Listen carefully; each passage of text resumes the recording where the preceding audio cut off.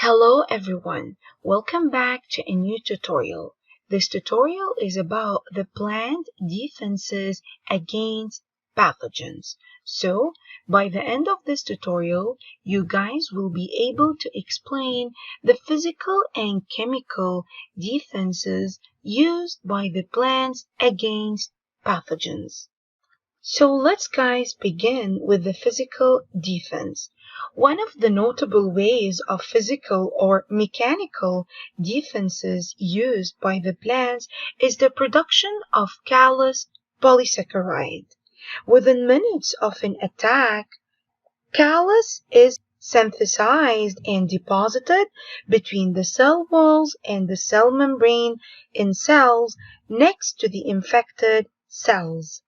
These callus polysaccharides act as barriers, preventing the pathogens entering the plant cells around the site of infection. Moreover, lignin is added, making the mechanical barrier to invasion even thicker and stronger. Callus blocks sieve plates in the phloem, sealing off the infected part and preventing the spread of pathogens.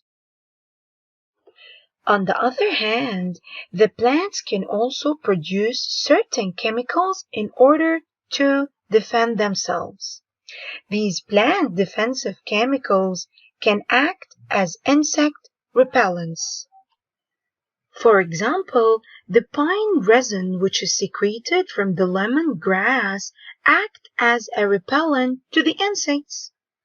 Moreover, these plant defensive chemicals can act as insecticides. For example, the chrysanthemums produce pyrethrins, which act as insect neurotoxins. These toxins kill the insects. Finally, these defensive chemicals can also act as antibacterial compounds and antifungal compounds.